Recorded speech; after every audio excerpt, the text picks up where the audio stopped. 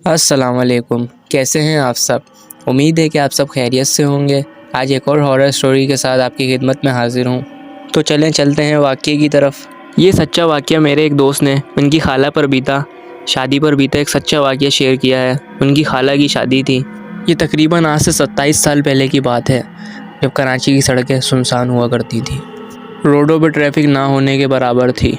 माइयों का फंक्शन था और शादी हॉल 3 तलवार से पहले बना हुआ था। सारे घर वाले माइयों के फंक्शन से फारिग होकर रात के 3 बजे वापस आ रहे थे। अचानक सुनसान सड़क पे इन्होंने देखा कि एक छोटे से कद की औरत स्कार्फ बांधे इनकी तरफ देख रही थी। रात के 3 बजे कुछ लोग इसको देखकर बहुत हैरान से हो गए और कुछ लोगों ने इस औरत का मजाक उड़ाया। जो बात इस औरत को बहुत नागवार गुजरी और इस औरत ने मुंह पे हाथ फेर कर कहा कि मैं तुम्हें नहीं छोड़ूंगी, मैं तुम्हारे पीछे तुम्हारे घर आ रही हूँ। ये सब देखकर बहुत से लोगों ने मजाक उड़ाया और बहुत से लोग हैरान हो गए कि रात के 3 बजे औरत कौन थी और क्या चाहती थी। सब लोग घर में पहुँचे और अपने कामों में मसरूफ़ हो गए और इस वाक़ये को भूल से गए। माइयों से वापस आते हुए सारे मेहमान हमारे घर की तरफ रुक गए।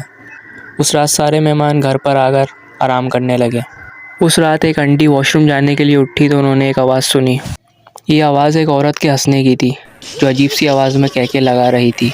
उसी रात नानी अम्मी को भी एक छोटे से कद की औरत नज़र आई और आहिस्ता आहिस्ता ये औरत सबको दिखाई देने लगी जिसने इसका मजाक उड़ाया था।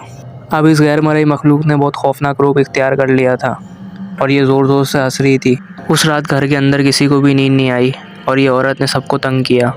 कभी पायल की छन छन की आवाज़ में, कभी कैको की आवाज़ में, कभी चिल्लाने की आवाज़ में, और ये सबको बोल रही थी कि मैं किसी को नहीं छोड़ूंगी। उस रात सारे परेशान रहे और बेचैन रहे और बहुत से लोगों की तबीयत ख़राब भी हो रही थी।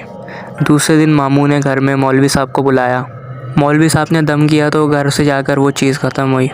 उसके बाद घर में कोई ऐसी चीज़ महसूस नहीं हुई। आज का सच्चा वाक़या बस यहीं तक था। उम्मीद है कि वाक़या आपको बेहद पसंद आया होगा।